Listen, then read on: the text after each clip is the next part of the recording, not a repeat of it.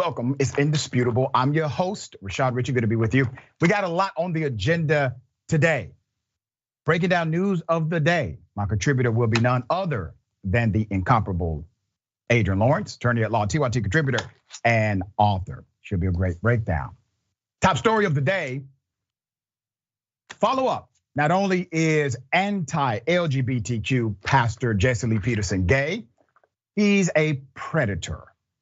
He may have even hit on David Pakman, and he ran away and caused an accident when someone confronted him. Here's the video. Hey, Jesse Peterson. Martin Francis here. How are you? So, I'm the first man in your whole career. I am the first man in your whole career that you have run from. Like the chicken song that you play.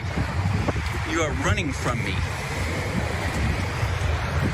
You're running from your what you've been doing for 31 years. Trying to get us killed here. Jesse's so upset that he tried to cross the street before he should have, and caused these cars to stop and bash into each other. So that's because I now have video proof, more so than before. Tell them about you sleeping with your brother's wife. Oh, that's nice. He wants me to tell them how I was sleeping with my brother's wife. That's fine. But Jesse, why will you not speak on your homosexual behaviors? I have more video. Now, once again, no issue with the fact that Jesse Lee Peterson is in fact gay. The issue is he has literally taken a position for over 30 years, has been paid money in order to represent a position antithetical to the movement of a community that he belongs to. He has animated violence against individuals who are members of the LGBTQ community. He has lived his sexual freedoms while telling the world they must be legally restricted. David Pakman, great brother, actually has gone on Jesse Lee Peterson's show, and he gave some insight into his experience with Peterson. Here it is. It turns out, it appears that the very openly homophobic, anti-gay Christian pastor Jesse Lee Peterson is gay. And I'm going to talk about my experience with him, which included him being pretty handsy with me, to be perfectly honest. I wasn't sexually harassed. I didn't feel intimidated or anything. But at the time, I just wrote it off to this guy's just a character. He's just handsy. But I'm gonna get back to that, okay? So here's the story. The Daily Beast now reporting, allegations of manosphere pastors gay past royal macho men. Jesse Lee Peterson has emerged as one of the right's most vocal anti-gay figures, but his one-time friends now allege that the pastor has had many same-sex relationships.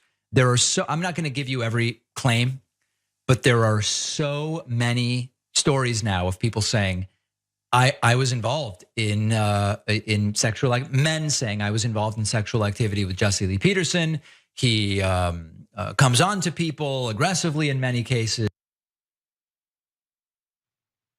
Mr. Pakman, it's even more sinister than that.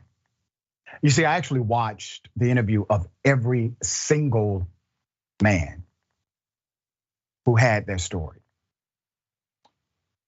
Jesse Lee Peterson is a predator. You see, here's what he did. He took individuals who had a substance abuse problem, moved them into his home called the Bond, basically a compound, a cult. And he said that he would counsel them, that God appointed him as his counselor. And as the relationship would continue, Jesse Lee Peterson would engage in these special counseling sessions that included sexual assault. It included him doing things to these other men that he called their second baptism and them being born again. He was a predator to these men who were broken. They were hurt and they were looking for salvation, and they found it in this charlatan. Now, when Jesse Lee Peterson was on my program, I had no idea that he was a predator, but I would not allow him to bash gay people, black people, and women. Here's how that went. This is probably going to end up being an utter waste of my time having you on the show. What are your thoughts about you Black don't know Lives that. Matter? You may learn something. We'll see, preacher. What is it about Black Lives Matter that you disagree with fundamentally? Black Lives Matter was founded by a bunch of fat, black, radical lesbians. Okay. And who All right, hate have a good God. man. Get this clown off my show. I appreciate you. Who Thank you for hate- being- So the next day on his show, he decided, along with about 2 or 3 of his co-hosts, all white males, to bash me for roughly an hour and 30 minutes, calling me a beta male. Here's some of that. Got you. This guy is totally against White History Month, right? Yeah, he had white people working for him. He's against White History Month, but he support homosexuality month and all that crap. What the? And I wonder, is it like for those white people who are working for him, knowing that they are working with a hater? Yeah, just insanity, right? Mr. Rooney claims Peterson, this is the longest documented relationship. Mr. Rooney claims that Peterson approached him sexually back in 2005.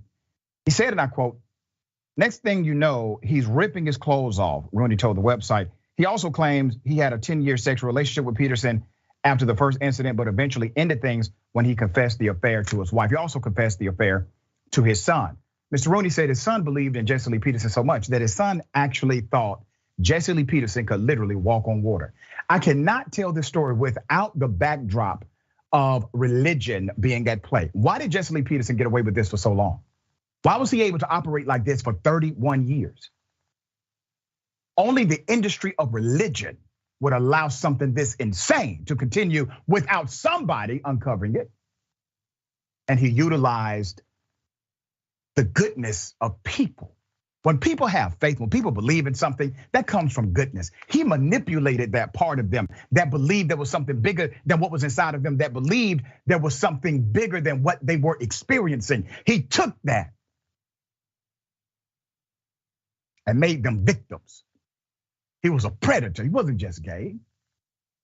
No issue with his homosexuality, issue with his hypocrisy all day.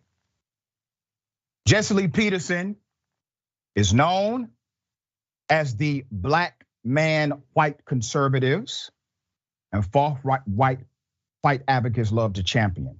He denies the existence of white privilege, is against black people taking advantage of government programs that we pay into. And most importantly, he cannot stand homosexuality. Also, in a bizarre belief, more so than that, he said, and I quote, "Any woman that is climaxing is becoming a man because it's not normal for women to do that." I have to remind you, this guy has a combined 900,000 followers. We tried to get in touch with his PR company because we booked him before. Looks like everybody has dropped Jesse Lee Peterson. He's been canceled all over the country for his upcoming speaking engagements. Now, who's canceling him? Insignificant white bigots. They are canceling Jesse Lee Peterson. All right, we've seen this time and time again, individuals who are proclaiming to be against a particular thing are actually what they fight against themselves. Quite fascinating, but not abnormal. No, not at all. It seems to be very common. And it's very sad, the level of self-hatred, the fact that these individuals go as far as tearing down others, also attacking other marginalized groups. You see the way that Peterson goes after women, going after black people, despite him himself being black. It just seems very evident that he has so much self-hatred, but also the predatory nature of his behavior and taking advantage of people in the most vulnerable state, using religion to capitalize on that. This is definitely the hallmark of not only an individual who engages in self-hatred, but also engages in predatory behavior that is dangerous to our society at large. And so this is a good thing, without a doubt, that he has been exposed. At the same time, I think people need to open their eyes more, because I understand when it comes to religion that, you speak of Jesus being the shepherd and sheep, but we really need people not to be sheep, but to truly open their eyes and to ask themselves if these prophets that they are listening to are really echoing the sentiments that the leader Jesus Christ would be echoing, because it seems that they are damn sure not when you look at people like Peterson. You make such a compelling point that I would like to opine on. Jesus, Yahshua, preached nothing according to scripture about homosexuality, but he did preach about hypocrisy. He did preach about government corruption and taking care of the poor. And it's fascinating that these individuals have ripped away the fundamental principle of love in scripture. But I agree with you. People have to be thoughtful. God gave us a brain before he gave us a book. So you have to be thoughtful and utilize logic sometimes, because people like him will take advantage of you blindly trusting your fake leader. All right, we've seen it. I got the rest of the story. Sesame Place character refuses to acknowledge Black children. I got more video, I got more insight, more context. Here's the video.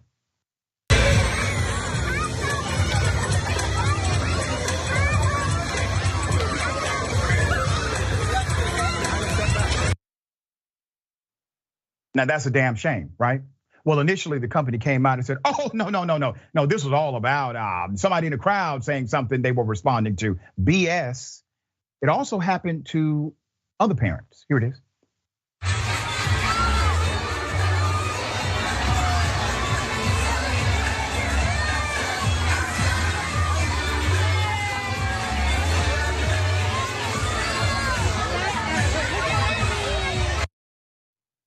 Yes, so it happened to children, obviously. Parents reported it, posted it on social media, made complaint to the company. So let me give you the background to this. The Sesame Place theme park, just outside of Philadelphia, is getting some serious heat after a Black mother shared a video of her daughter's rejection by a park employee dressed as Rosita, a character from the long-running kids show Sesame Street. The girl's mother posted on the Shade, her Instagram account on July 17th. In the now viral video, you can see the character high-fiving a white person just before shaking her head no to the young Black girl standing directly in front of her. The whole situation left the young girls confused, justifiably, and obviously disappointed. In the caption of the video, the mom wrote, and I quote, "I'm going to keep posting this because this had me hot. We were on our way out of Sesame Place and the kids wanted to stop to see these characters. This disgusting person blatantly told our kids no, then proceeded to hug the little white girl next to us. I believe the mother. I believe that's exactly what happened. When she tried to take her concerns about the situation to a manager, which is the right action, the mother was told they could not identify the person inside the costume. Do you hear that? They literally said, you see that costume they're wearing? That makes it impossible for us to identify. How many damn Rosita costumes you got at Sesame Place? They're not even thoughtful about the spin. There's more spin that I'm going to expose here. Sesame Place responded to the July 17th incident, releasing a formal statement on Instagram, which they claimed the performer's no gesture was not intended to ignore the girls, but instead it was simply a response to someone in the crowd asking to hold their child for a picture, something that is prohibited.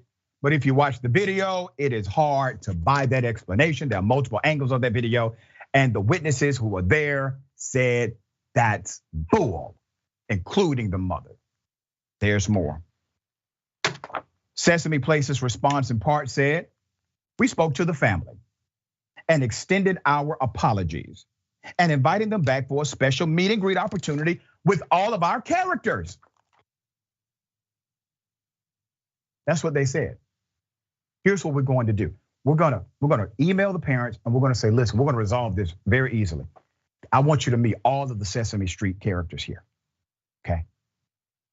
What kind of solution is that? Now, they were lying here. They were not being honest. But Mac said that did not happen, never did. They never met with the family or tried to engage.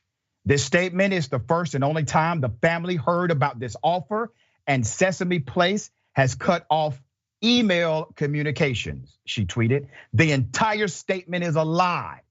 Now, companies like this used to get away with making lies against families. You know why? Because the families typically, usually, would not have a way to rebut it. They did not have access to a platform. They could not get on the media. They could not proclaim the truth. Well, that's different today. The reason why we know what really happened is because people went to social media and responded to the corporation. So here's another about face to show you the hypocrisy of this company. Late Monday afternoon, Sesame Workshop, which was careful to note that Sesame Place is a licensed partner, weighed in. So here's what they said. What these children experienced is unacceptable. We have been in contact with Sesame Place, our licensed partner, and they have assured us that they will conduct bias training and a thorough review of the ways in which they engaged with families and guests. Once again, a very general, this is unacceptable. Where's your specific apology to the specific people that you specifically offended? And you bothered not to even address the fact that this statement is contrary to the initial one. In this statement, you admit to wrongdoing. In the initial one, you said there was no malice whatsoever. It was just a no gesture to somebody else in the crowd about holding a baby. There's more. Minutes after the nonprofit posted its statement, Sesame Place Philadelphia followed up with a new pinned tweet. Now, this is the other company that's licensed. They said, and I quote, "We sincerely apologize to the family for their experience in our park on Saturday. We know that it's not okay. We will conduct training for our employees so they better understand, recognize, and deliver an inclusive, equitable, and entertaining experience to our guests." That's the company that first told you that one, they didn't know who was in the costume because they couldn't identify them. And second, the issue of saying no was about holding a baby. Now, this is their third on the record response, contrary to the first two. All right. We've now received a lot text and emails and posts on social media about instances like this happening in many, many places throughout the country. So this is not new, but obviously not as exposed. So we're going to expose it. Adrienne, what are your thoughts on this? Well, it's my understanding that the first mother who posted the video that she has gotten lawyered up and that they're looking for every remedy available possible to hold Sesame Place accountable. And I think that they should. And from all the videos I've seen, I think it should also be a class action. The fact is that it seems that these characters or individuals in these characters, they know good and well what they're doing. And I wouldn't be surprised if it's one of those little secret running behind the stage in terms of everybody knows. Some people engage in the nonsense and some do not. Very much like we see with law enforcement departments or other environments that generally are predominantly white or male. And what needs to happen here is not just some training, and as someone who actually provides training to companies, I can tell you that there are certain behaviors that cannot be untrained, and especially when you're looking at the most vulnerable of the population, which would be children, and seeing that you are willing to mistreat small Black young children tells me that this is something deeper, more ingrained than a lack of inclusion, that this is someone or individuals who are actively okay in engaging in racist behavior, and thus there should be not necessarily training as much as termination. And I think the company knows this, which is why that they came out first with their little story. And then after the videos came out, they recognize they have to do more, and yet still more must be done. But it may take a lawsuit to actually get that done. Very well said. And when I saw this story, I thought of you because I know you provide this kind of training to major companies across the country. What do you think should happen internally for these companies to not only make people feel comfortable again, but to actually have a substantive impact on the culture of that employment or employee base?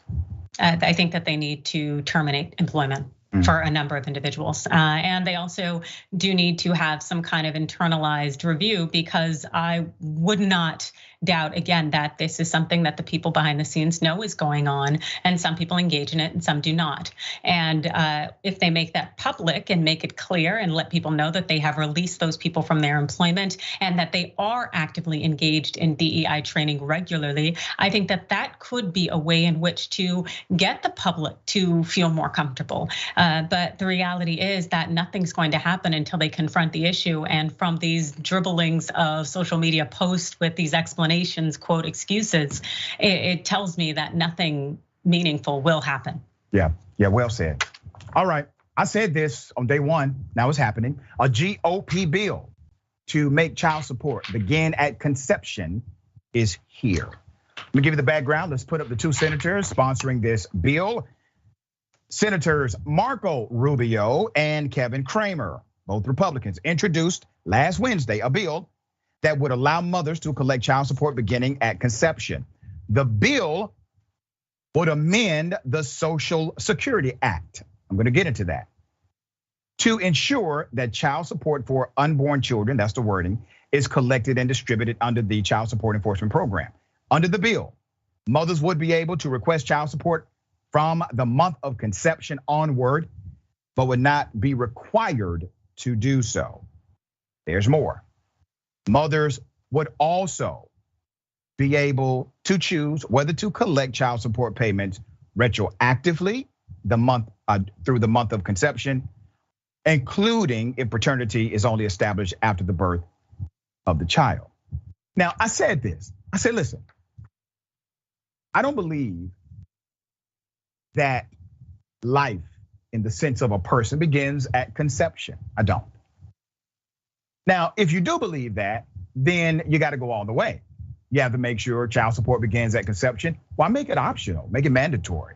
You have to now mandate insurance companies to insure fetuses, and you can no longer, let's say, deport an undocumented woman who's pregnant because she's carrying an American citizen. Let's go ahead and go all the way with the legislation. 8 other Republicans signed off on this, co-sponsoring the bill. Meanwhile, Representative Johnson, let's put his picture up. Mike Johnson, okay, introduced what's called partner legislation to the Unborn Child Support Act in the House.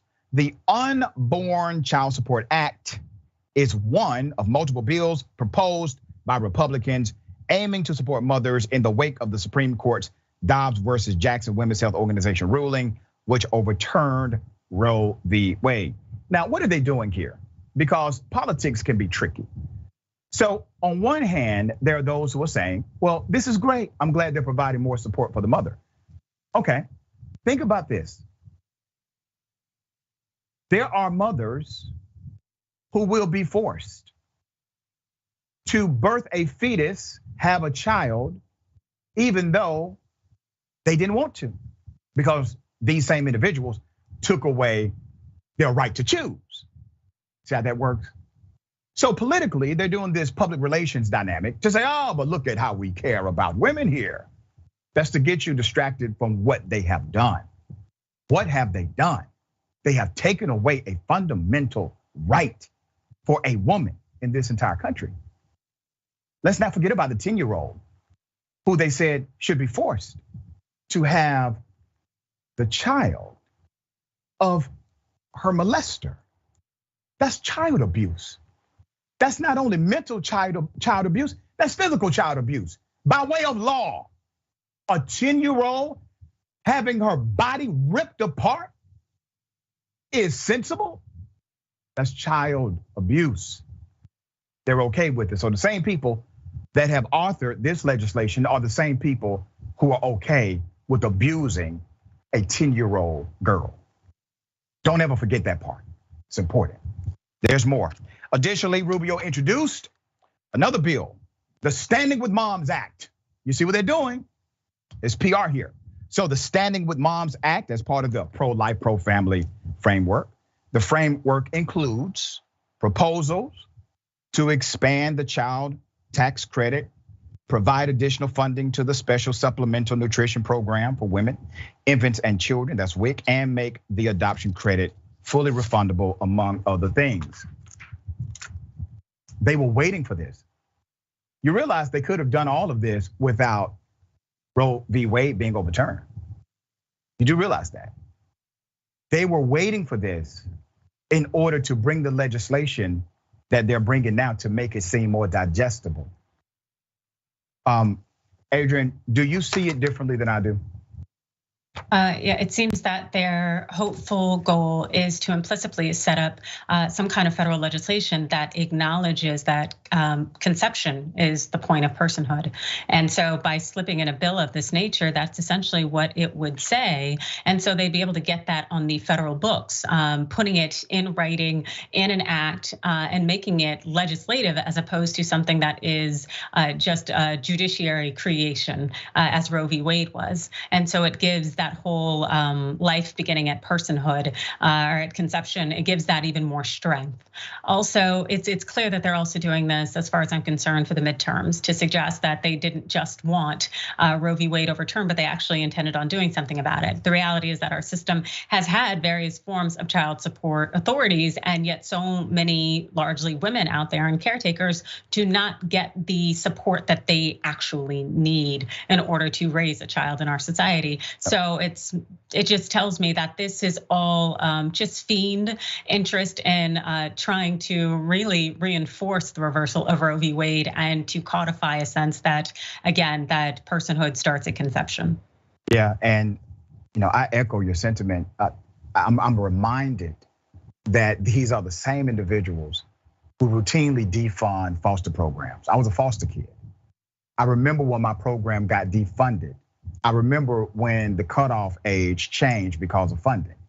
I remember the fights that our directors would have just to do things like make sure we had food, make sure we had a trip here and there because the funding was cut. Same people, all right? We got more on the other side. It's indisputable, stick and stay.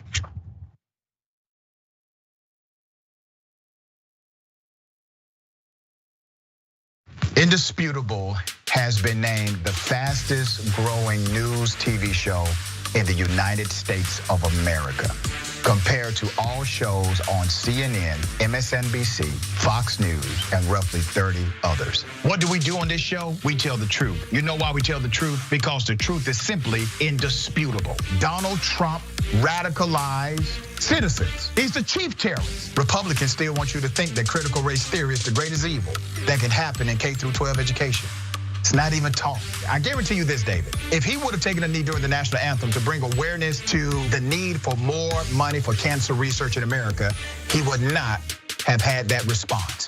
It was the fact that he took a knee for black folk and brown folk. You rather pick the voters because you're scared of the voters picking the politicians. It frightens you. But we coming. When you are in a privileged position, equality looks like oppression to you. The Karenicity runs deep in this one. We provide a mirror for reflection and a mirror for correction. So what if I have 35? Don't hit me. Don't touch me. Don't touch me. So let's put up the graphic of this Karen in peak performance. Boom. They want anarchy so they can start creating their own rules. Can you share with me some examples? When they were running around during the terrorist attack on January 6th saying, hang Mike Pence. So those are the people I'm talking about. That's a problem, correct? You work for Mike Pence, stand up for the guy.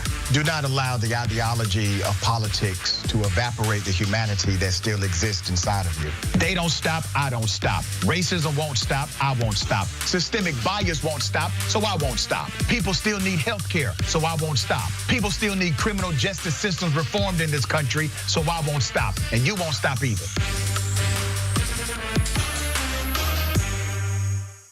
You're doing a show that's blowing the doors off everybody. Young Turks is the largest online news network, not a big deal. We're gonna rock the boat. We're gonna be counter-establishment. We're gonna tell people the truth to the best of our abilities. We're so sick of this corruption. We're not the robots on TV. I actually care about the news. Guilty. guilty, I care. Fourth day on Occupy Wall Street. Last night we launched Wolfpack. It's us pushing our ideas out there, trying to help the country in every way that we can, trying to make this place just a little bit better. Reporting from the Hillary-Bernie debate, I gotta be honest, you know what we do, we cover it for real. For us, this system isn't working. Free and fair elections. And when he told the cops that day, when they came to drag her away, and he said, if you're gonna chain her, you're gonna chain me. If you're gonna arrest her, you're gonna arrest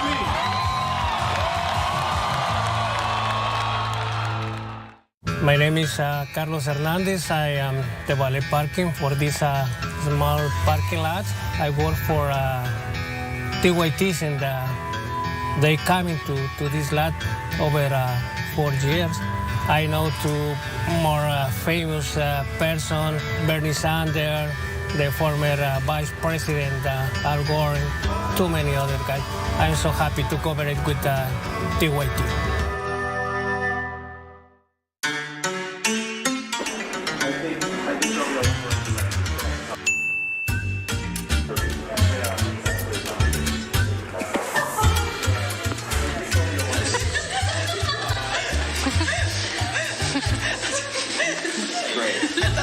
Smack your back that I like.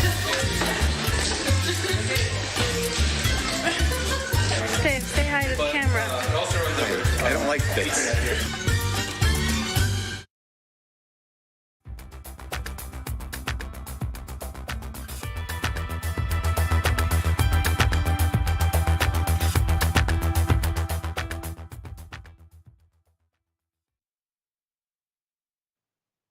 Welcome back. We got a lot of show left. Let me read some of these comments. Before I do, let me remind everyone about the power of you, all right?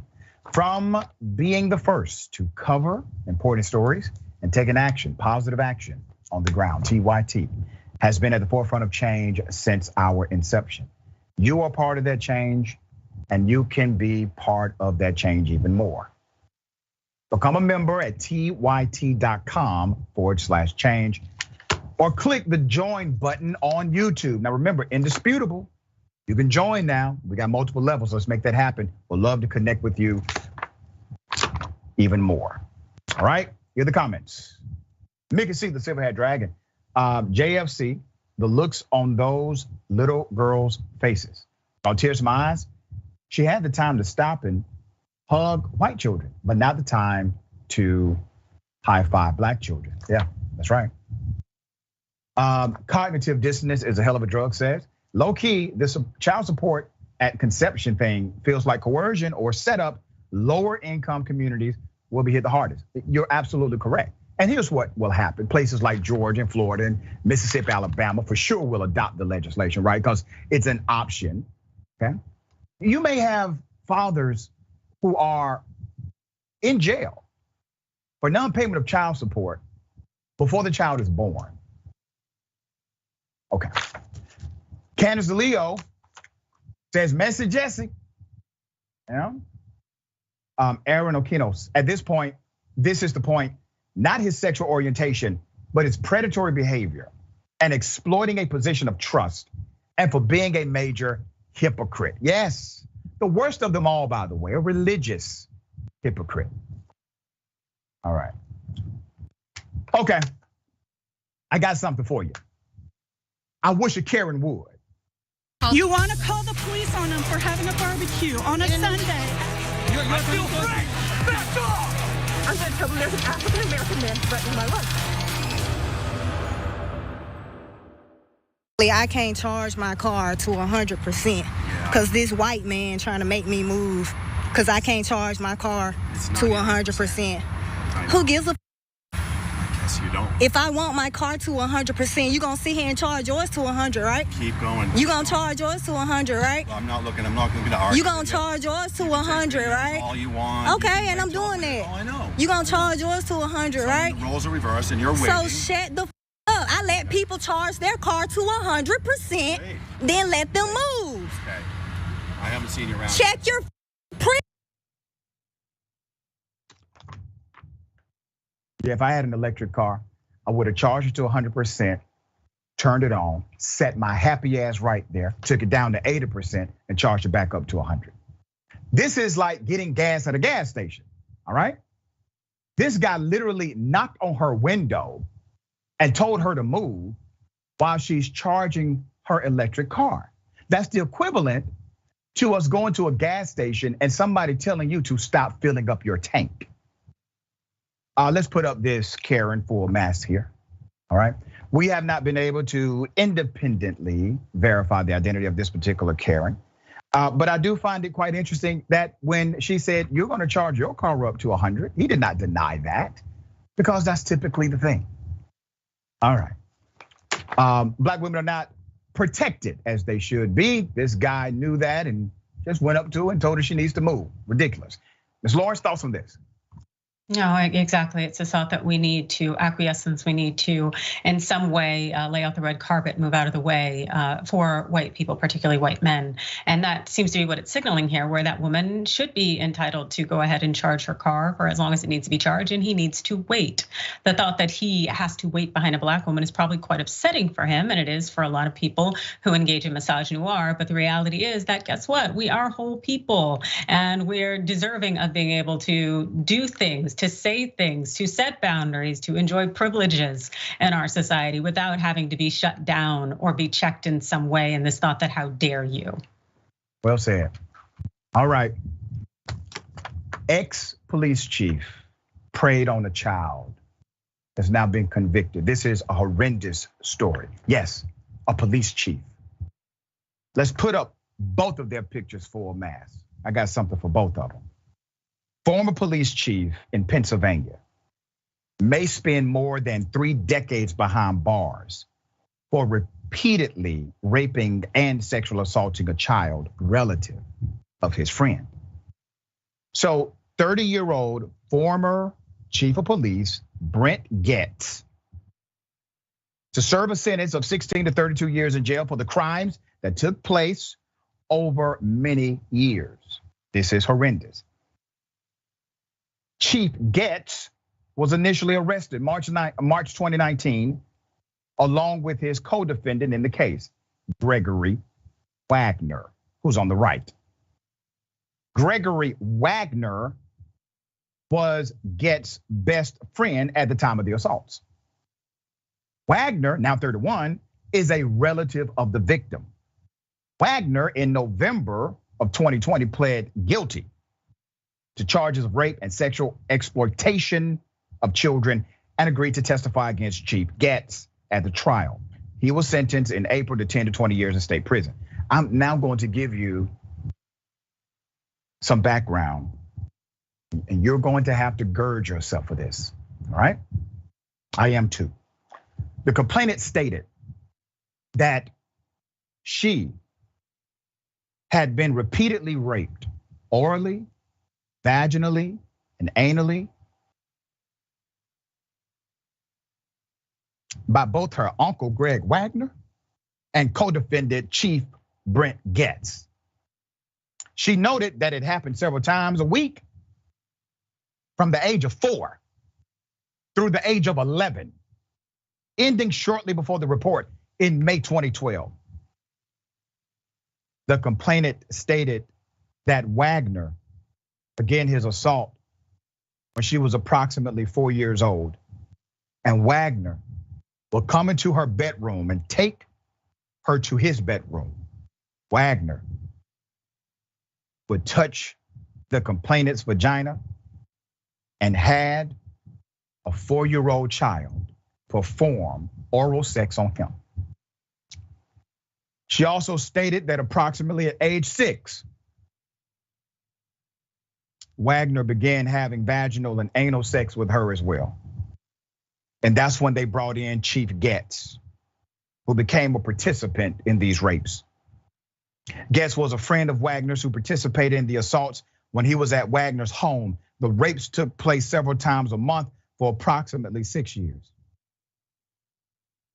The victim stated that during the assaults, Wagner would have pornography on in his room. Let me give you some background to this victim, who will be a victor is a victor because she survived them. The victim was 11 when she first told a substitute teacher that her uncle was raping her. That teacher in turn contacted Children and Youth Services. Children and Youth Services informed the Franklin Township Police, who set up an interview for the girl with the Children's Advocacy Center. The girl sat for a lengthy discussion with a forensic interviewer. According to the complaint, she said that Wagner would rub his groin on her genitals, offer her money for sex, and make her watch pornography. Put up the pictures of these sick SOBs. Okay? They did everything this child said they did. One is a chief of police, and the other is a relative of the child, a trusted relative. The Franklin Township Police Department interviewed Wagner in 2012. You see the time frame here? 2012. But when he asked for a lawyer, authorities did not interview him again for over a year. He was free to rape more. No charges were filed after an investigation, according to prosecutors. According to the complaint, the two defendants continued to abuse the victim in the interim. Since no one believed her, she recorded a video at one point and sent it to another family member.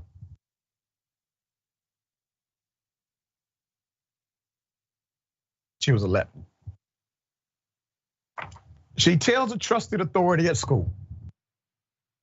The school contacts the police. Police don't give a damn about her. Rape culture. There were clear signs of abuse. They didn't bother to check. They did not bother to follow up in the investigation because they were afraid, what? That two white men got a lawyer? No, this was about Chief Getz being connected to law enforcement as well. In 2015, a complaint was dismissed by a district judge due to what the judge claimed was a paperwork error. You see all these failures? Charges were not refiled after that error. Things changed in 2018, however, when a member of the police force took an active interest in the investigation. The victim, then 17, provided the investigator with new details and the video she recorded 6 years prior. She held on to this for 6 years. By this time, Chief Getz had been appointed as the chief of police. He was in policing for many years. He was appointed chief of police at this time. He was then let go in 2019 after the charges against him were filed. They literally had years to do something. And every time, the authorities who were trusted violated her trust. Every time. And you can't dismiss the reality, the connection between the rape culture in this country and what happened to this child and how the authorities did not take it seriously. Even when she sent the video to a family member, did that family member take it seriously? All right, Adrienne, thoughts here. It seems one failure after another. But this police chief is well aware of the failures of the system, and so he decided he would exploit them as well as with his buddy. And I can't imagine the trauma that they put that girl through, especially her ability to trust people going through those formative years, having been violated. And it really does speak to all of the brokenness of the system and who gets preyed upon the most. Also, the thing that really stood out to me is the fact that this police chief was just sentenced to these years in prison, and he's 30 years old. How is it that someone was put in a position of power and yet is so young? While I don't necessarily think age is some kind of should be a barrier in any way to opportunity, we really have to consider this because you're a police chief that considers that's something that should come with a lot of experience and wisdom and judgment. And for this individual to have been promoted to this status and station, it really just makes me wonder about this entire community that they are in. And the fact that I'm sure a lot of things are going on that have not been called out in any way, and that everyone's judgment should be questioned at this point. Yeah, And I know that it's tough to watch these kinds of segments. I know a lot of the viewers are troubled by these kinds of stories. I'm troubled by them too. I'm troubled when I research them. I'm troubled when I say them, when I cover them. But our trouble is not even 1% of the trouble that this child went through. And because of the strength of this child, we have to do these stories, right? The victim deserves to be heard, and justice must be allocated, not only in the court of law, but also in the court of public opinion. All right, we got more on the other side. That's indisputable, stick and stay.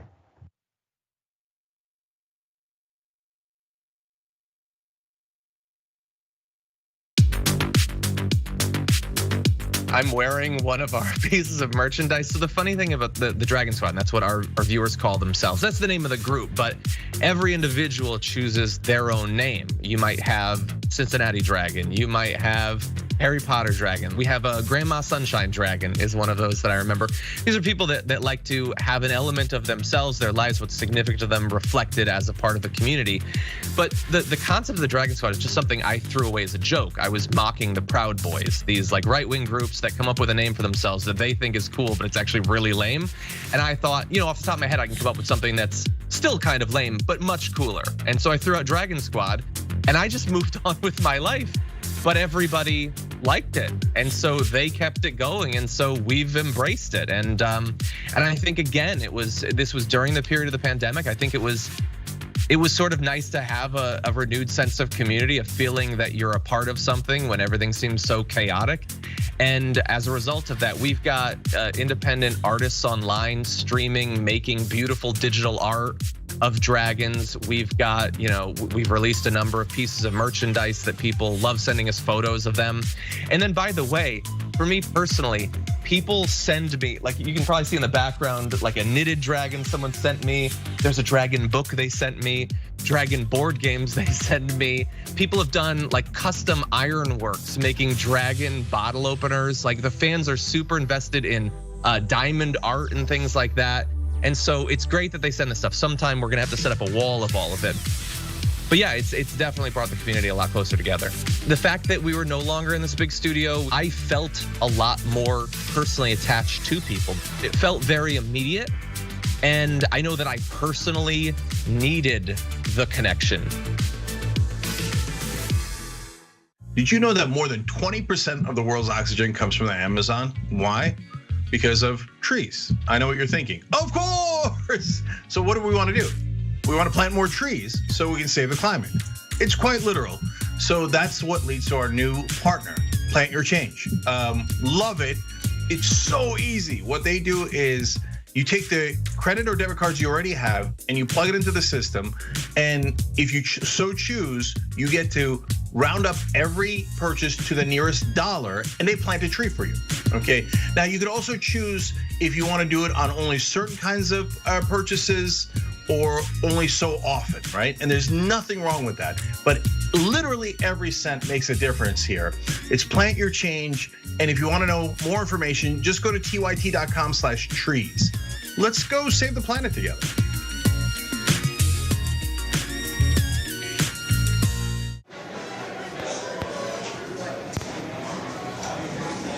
Now, top. No. No. No.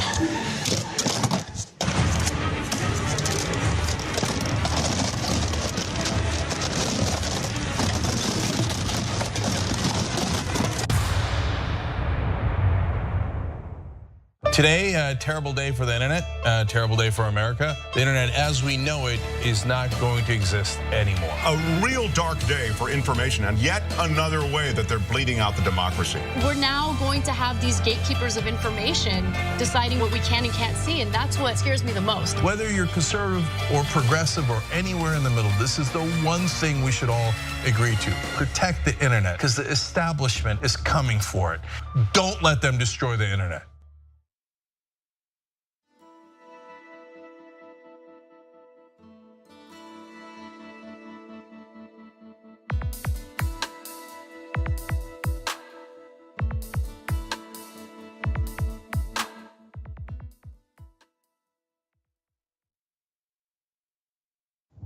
All right, welcome back. We got a lot of show left. Okay, let me read some of these amazing comments.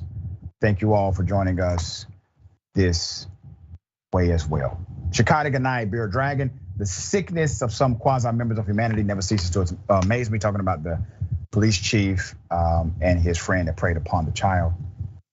Mel Karen, Gucci Mane says, white privilege is a hell of a drug. That's right. Jacob Olson says, and thank you for that, Jacob. Was I the only one who heard the Mel Karen say, I haven't seen you here before? In other words, where are your freedom papers? Boom, you picked it up. You're not the only one that heard it. That's exactly what he said, right? But she should have responded, I haven't seen you here, right? David Morris talking about the ex-police chief and friend that preyed upon the child. David Morris says, I hope with all my heart that this girl can get to a better place mentally one day. Prayers and positive vibes need to be sent away. Absolutely.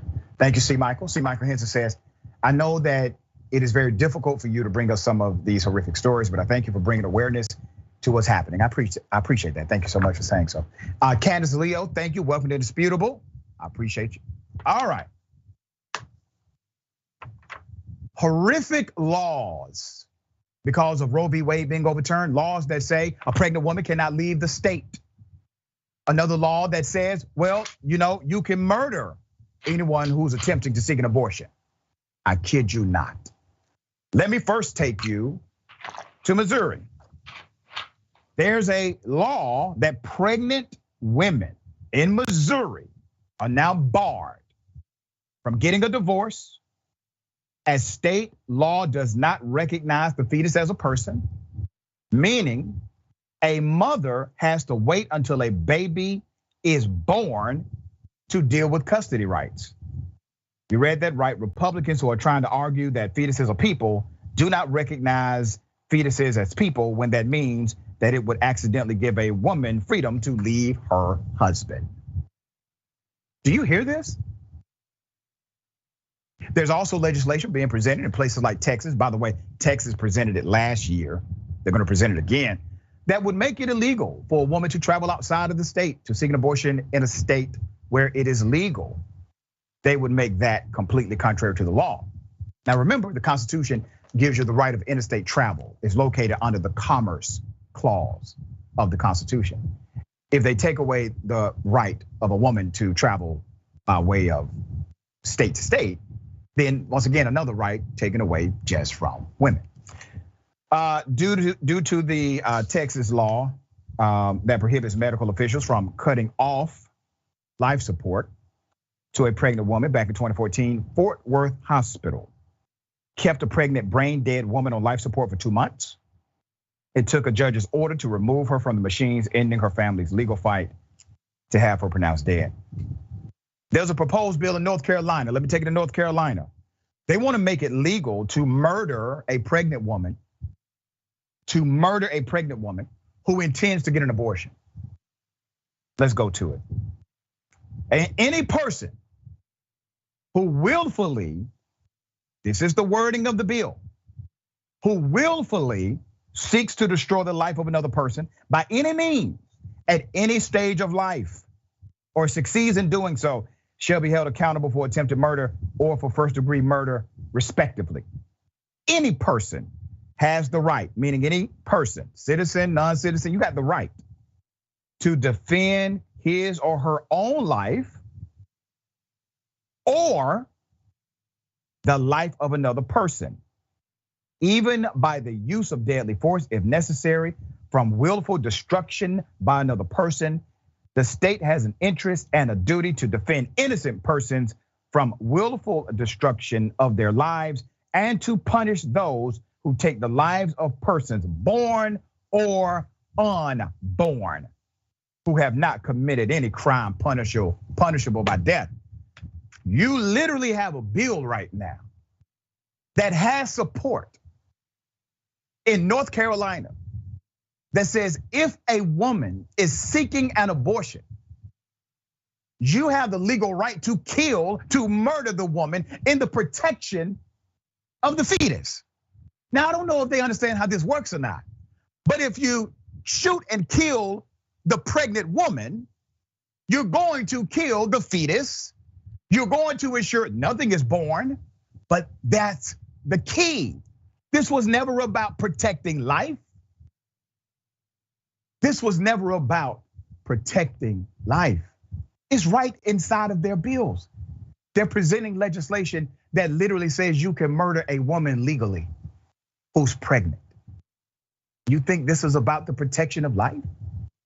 There's more. Stories about desperate women who are seeking help, need it. A woman with a life-threatening ectopic pregnancy, that's when it's positioned in a particular way that's dangerous, the fetus, sought emergency care at the University of Michigan Hospital after a doctor in a home state worried that the presence of a fetal heartbeat meant treating her might run afoul of new restrictions on abortion. In Wisconsin, a woman bled for more than 10 days from an incomplete miscarriage after emergency room staff would not remove the fetal tissue amid a confusing legal landscape that is rolled back care.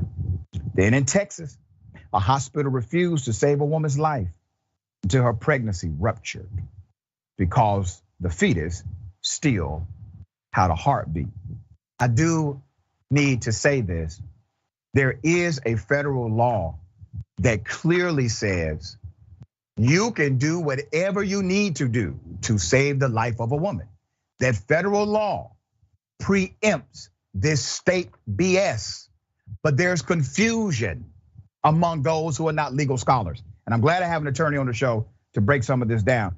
This is an addition to the story we reported on last week, the 10-year-old who was forced to leave the state because the state she was in mandated that she birth the fetus into a child, even though she was pregnant by molestation. Republican states' rights excuse, they don't hold water.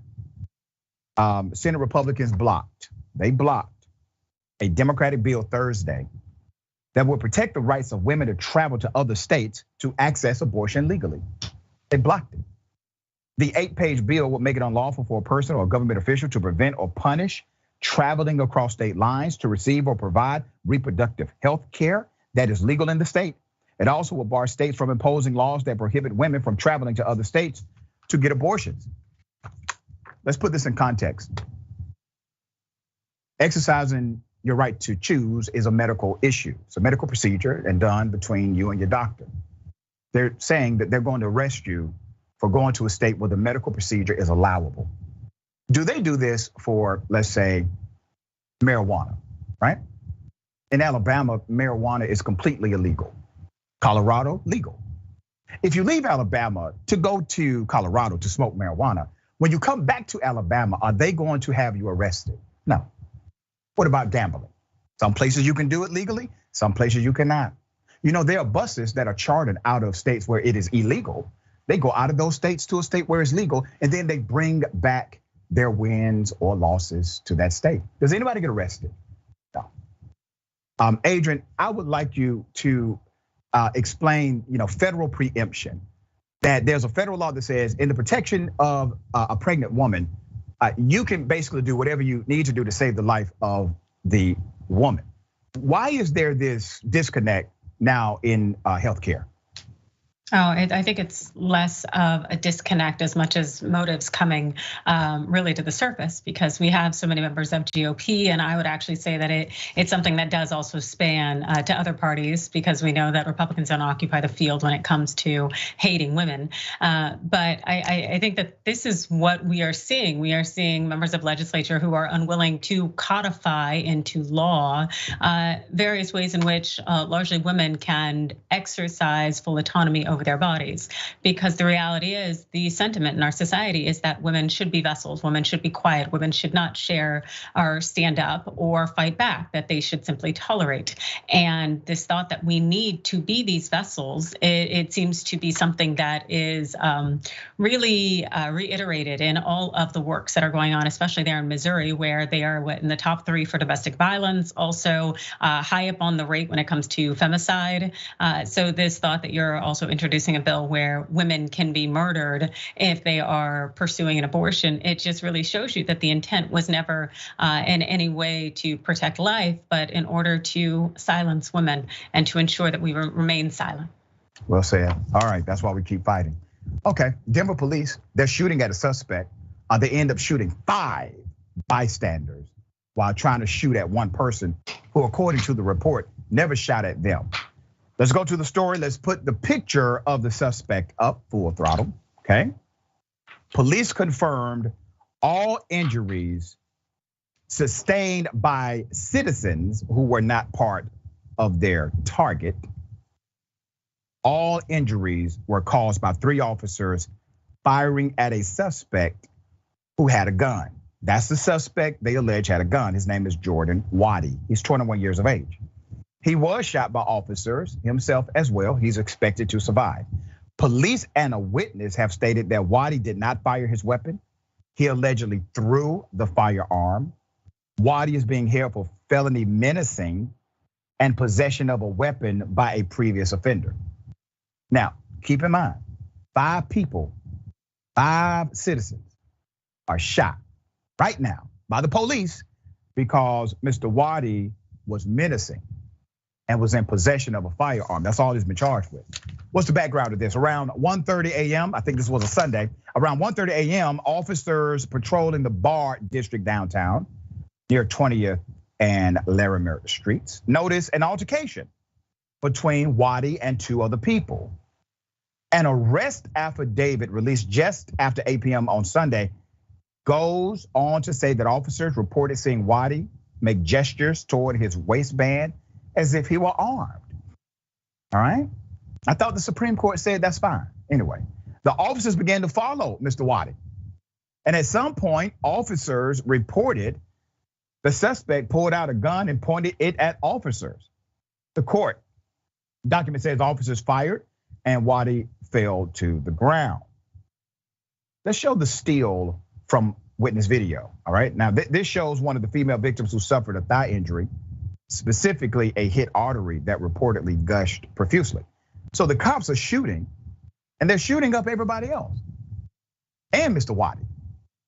Again, 5 innocent bystanders were shot. 2 men, 3 women suffered injuries, non-life-threatening, which is a miracle. And by the way, just in case you're wondering, none of the officers on the scene shooting were injured. Denver Police Chief, let's put him up. Paul Pazin.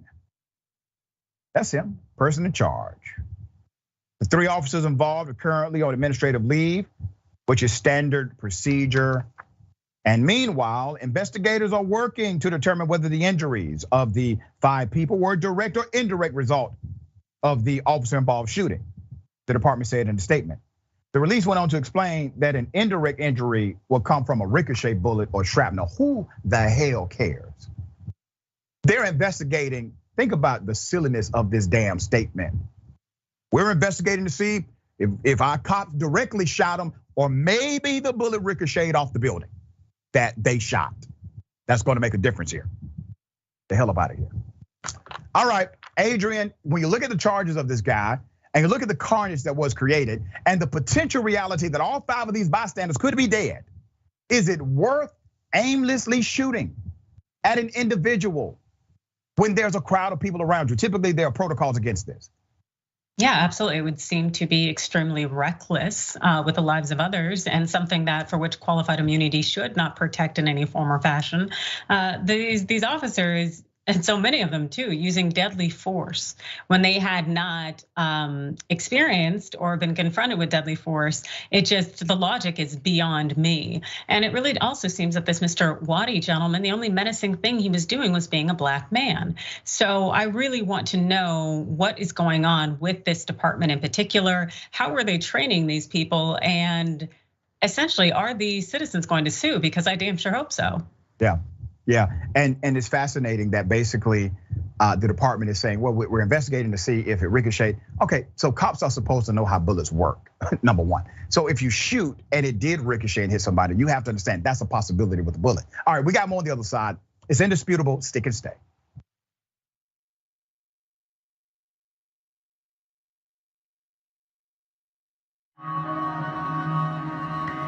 The concept of the Young Turks means the audience, they are the Young Turks. They are the go-getters. They are the ones making the emphatic change happen in their local community. The reality is that we've always, young and the not so young, we've always cared about news. But when you do not see the messengers of the news look like you, when they do not share your experiences, exposures, and environment, and there's a disconnect between you and the news. I lecture in mass communications. One thing I tell all of my students, there is no such thing as non-biased news. It never has been. Non-biased news has always been an illusion. Let's go back to the 60s and 70s, where people would say that was the purity of non-biased news. News has a segment. That segment has a time. That time, you must do your story and be finished. That means the producer, the writer, the orator has to take out what they don't think is important and only leave in what they believe is important. They have a limited time to tell the story. They do not have time to tell everybody's version or everybody's side. And they get to choose the facts that they bring to you, as well as the nuance, which really is a word for opinion, that they bring to you, the context they bring to you. So we've always had a level of bias in news. Here's the issue. The issue is to not individuals as if you don't have some level of opinion with your news commentary. And that's what TYT has never done. They've always been authentic in their approach to progressive ideology and their news analysis and political breakdown. And I think that's how you actually win the heart and soul of individuals who are consuming information from you, because now they see themselves in you. This is where it all began for many elected progressive leaders. The Young Turks was one of the few media outlets to cover the races of Alexandria Ocasio-Cortez, Jamal Bowman, Cori Bush, Rashida Tlaib, and many, many more. We know a great majority of the country is actually progressive, and TYT is here to amplify these issues so that we can have better policies that a majority of the country actually supports. We want to drive positive change, and then we've been doing that for 20 years here. That's why we're launching Canvas 2022, a campaign to get out the vote and amplify progressive candidates, the progressive agenda, and their primary races. The midterm elections are fast approaching, and we know mainstream media won't cover progressive voices, but because the TYT audience is too strong, we can make a difference in the midterm elections to help progressives get elected and make sure our priorities are heard. So support our mission to drive positive change. Visit tyt.com/canvas2022. There is so much heinous news out there. That's why we've got to laugh, not to cry. So join me, Francesca Fiorentini, and some of my progressive friends, comedians, actors, experts, and activists, as we deliver an hour of laughter and analysis every week on my podcast, The Bituation Room. The Bituation Room is an invitation for all of us to take ourselves a little bit less seriously while still giving you some concrete ideas for action. New episodes are available every single week. So join the Frantifa and listen to The Bituation Room on Google Podcasts, Apple Podcasts, or wherever you get your TYT network podcasts. And make sure to subscribe and give the show 5 stars, because I like stars.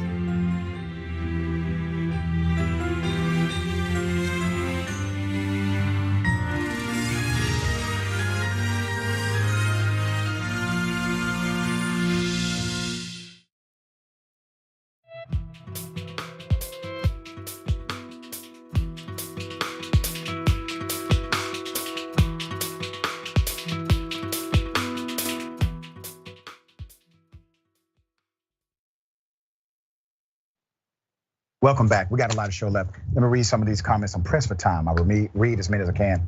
Next TYT reporter says the wording in that North Carolina bill sounded really vague. Makes me think they did that on purpose. Of course they did. That's right. Donald Trump's bone spurs. I love you. All who propose legal murder for abortion should be removed from office. That's insanity. It is. Alan A., I almost can't believe this is really happening. I know the feeling. It is happening. Bernie the Kiwi Dragon about the Denver police. Stormtroopers from Star Wars have better aim than these cops. Very true. Okay. Pletcher 817 says, wait, we can't leave the men now? That's right. All right. Nazi flyers found at churches, synagogues, white supremacists arrested, put up their mug shots. Dozens of pamphlets with hate symbols were left at a church and a synagogue, as well as other areas in New York over the weekend. And 3 people have been arrested and charged with first-degree aggravated harassment. Aubrey Dragonetti, Dylan Henry, and Ryan Mulholland each face 115 counts of the felony charge, one for each pamphlet that was allegedly placed in the community. Henry was listed as being held without bail. Dragonetti and Mulholland were arraigned and released.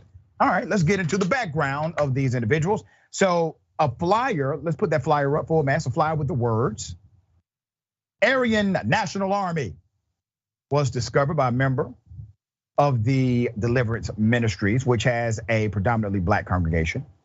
The pamphlet was attached to the church door Sunday morning as people were arriving for service.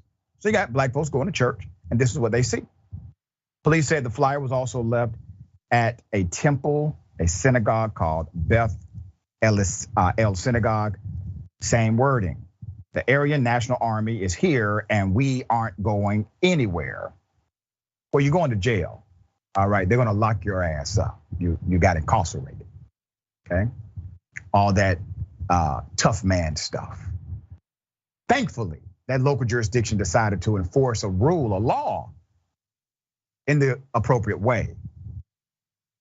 Police said that on June 9th and 10th, officials began investigating a number of pamphlets and stickers depicting swastikas and racial slurs that were left at the places of worship, as well as other public and private properties in Hornell, which is located about 55 miles away, from Rochester in southern New York. A search warrant in conjunction with the New York State Police was conducted in the 130 block of River Street, which led to the arrest of those 3 suspects. Let's go to a long time church member. All right, this is Marcina. Ms. Marcina is a long-time church member and assistant minister. Said in a statement, because of all that has happened over the last few years, months, especially what happened in Buffalo, people get scared. And when you have children, young people, older people, they don't know what to think. A lot of them never experienced anything like this.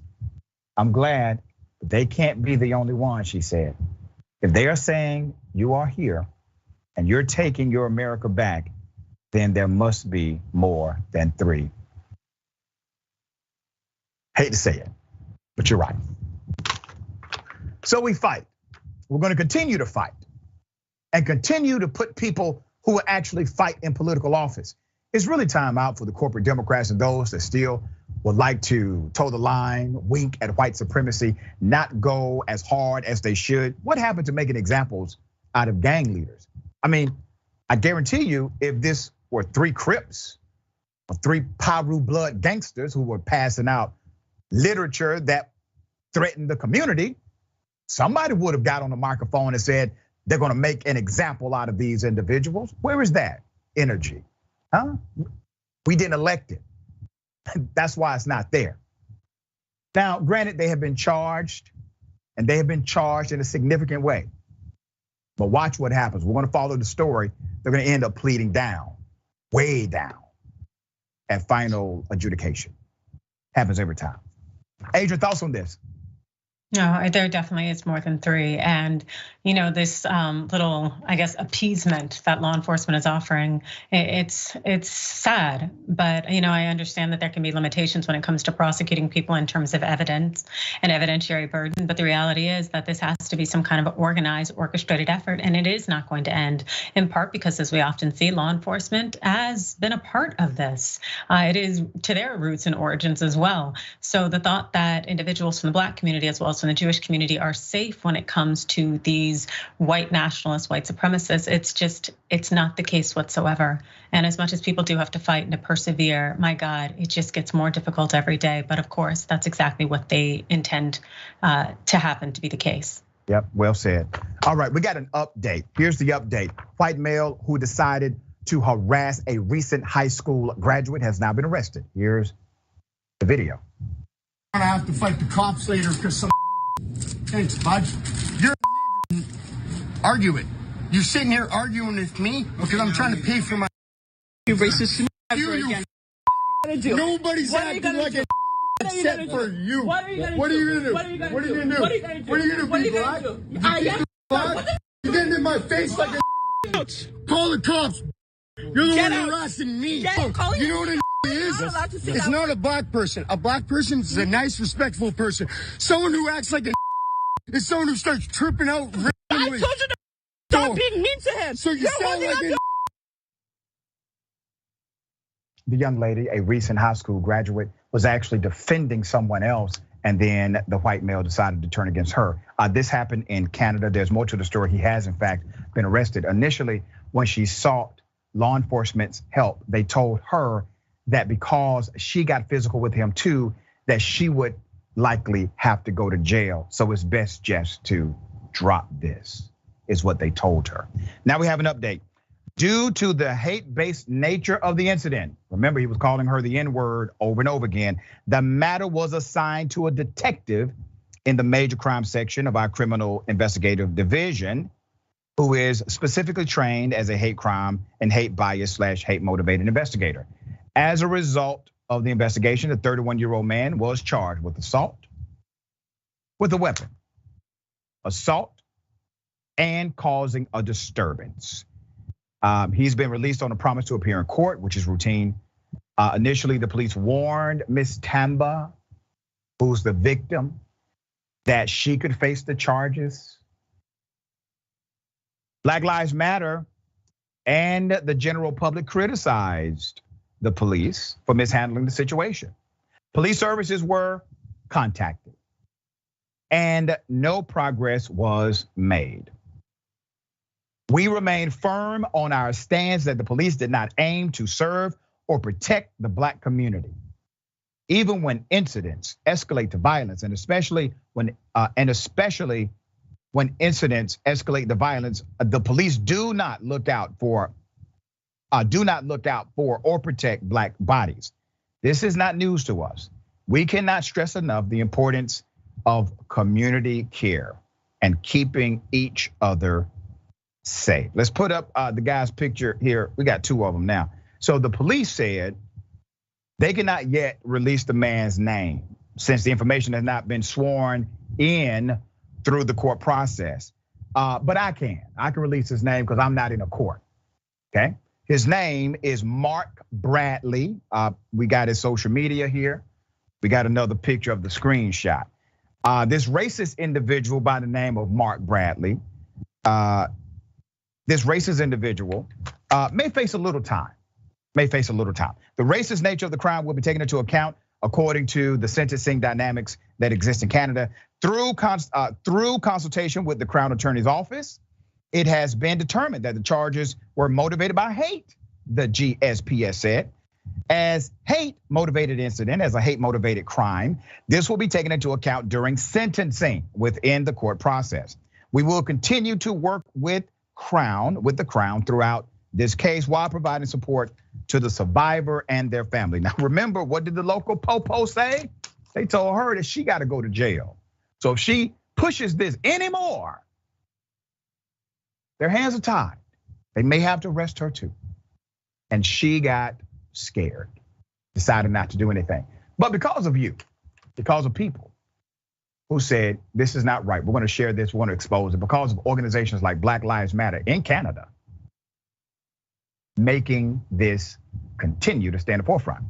She's getting a semblance of justice. Adrienne, thoughts on this case? You know, when you look at the Ontario population, when it comes to Black people, you see that they're only about 4%, which tells you how small that group is. And interestingly enough, of African Canadians, almost 60% of them are located in Ontario. So it just tells you that it's such a small group. And for this woman to have stood up and to stuck her neck out to protect someone else, it makes me very grateful that others are now looking to protect her in terms of ensuring that this white man who attacked her is held accountable for his behavior. Because the thing is that we need people to step up, to use their voice, because we are going to continue to see law enforcement systems to continue to support forms of oppression, especially against marginalized groups and communities. And generally up there, it is an attack on the First Nations people, the indigenous, and to see people rally around and uplift and to speak out against this attack on this Black woman is such a powerful thing, and we need more of it. Yeah, and she's a strong ally. She's a strong sister. Remember, this whole thing started because she was willing to stand up for someone else who was being assaulted by the same white male. So big ups to her courage. I'm thankful for her sacrifice and her intervention. All right, we got to go to break. We got time. That's rare. This is interesting because you don't see this much. All right, we'll do it on the other side. All right, it's indisputable, stick and stay.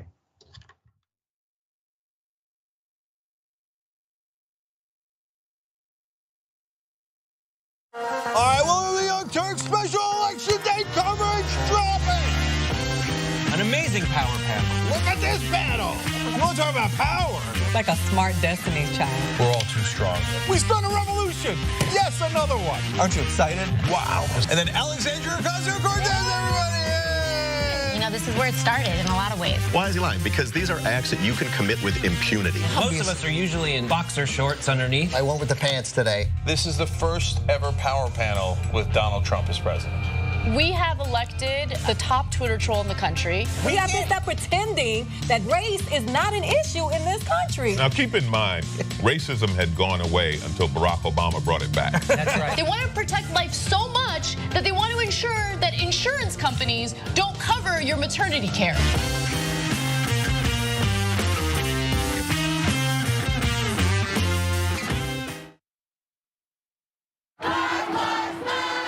You don't see a lot of news coverage in the mainstream media of the peaceful Black Lives Matter protests that happened throughout the country. Black Americans are hurting. Minorities in this country are hurting.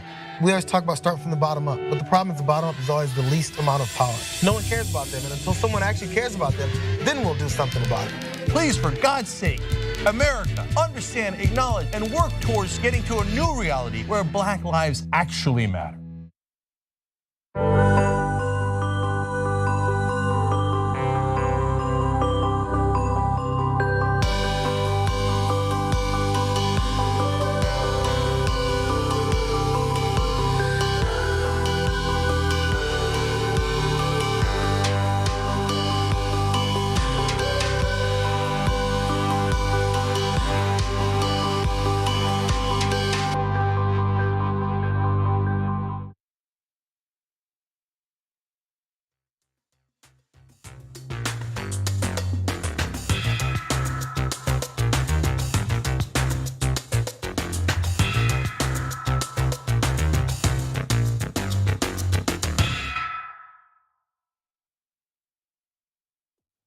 Okay, this is rare. There's a political candidate literally making commercials about killing Democrats and others. He has a long-term friend who has decided to actually do an intervention. Let me take you to Eric Greitens' commercial. Here it is. I'm Eric Greitens, Navy SEAL, and today we're going rhino hunting. The rhino feeds on corruption and is marked by the stripes of cowardice.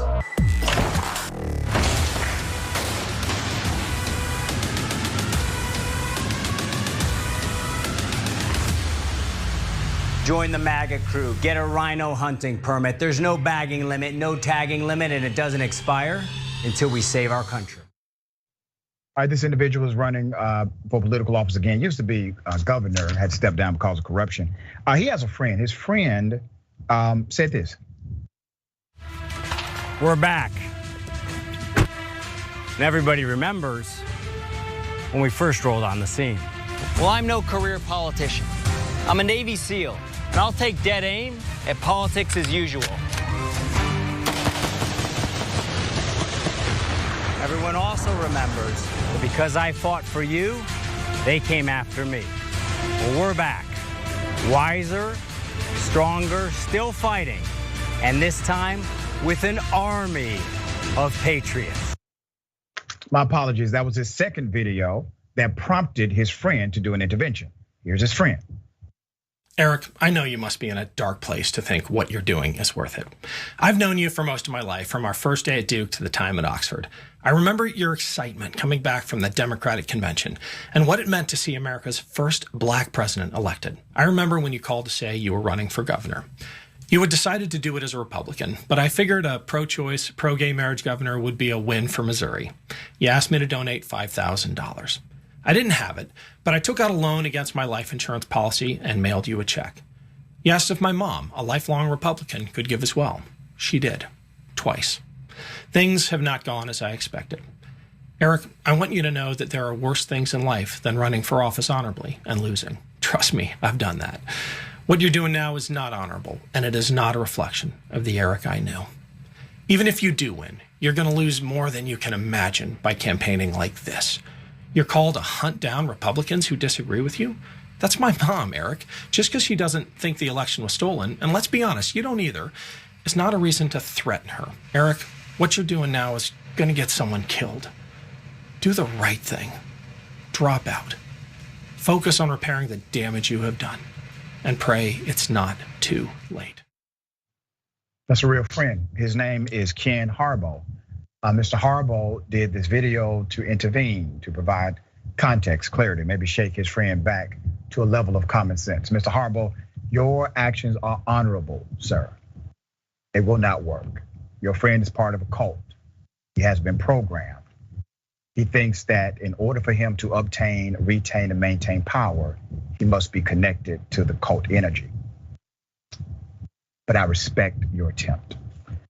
This was tweeted. His friend said, Ken Harbaugh said, I have known Eric for 30 years. He is a broken man who would do anything, including inciting violence to regain power. He's not the same person whose weddings I went to. Eric, drop out. Try to repair the damage you have done to your family, your country, and yourself.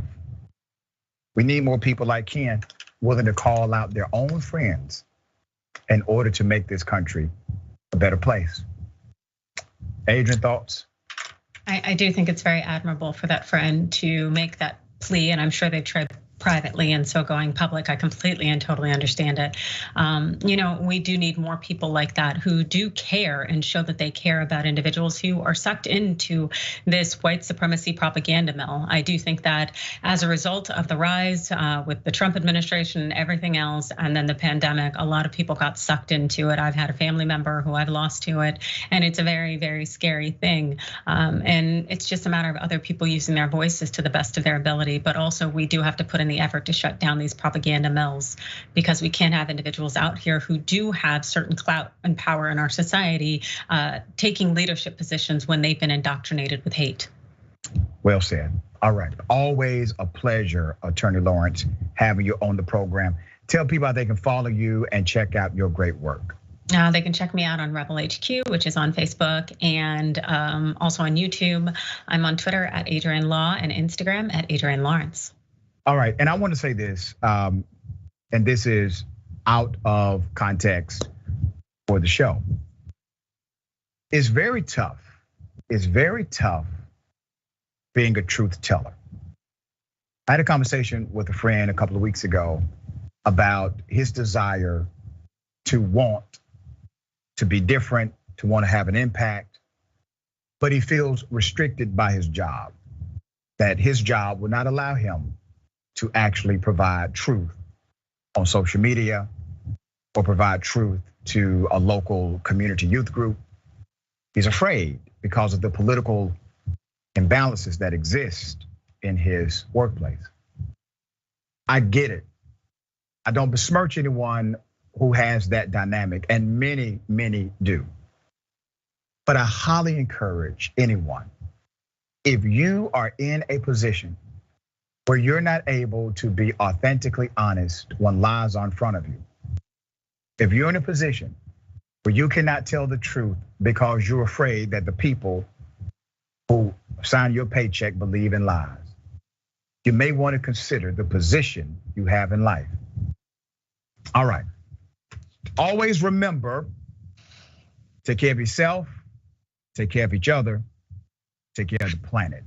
Remember, the truth is always indisputable.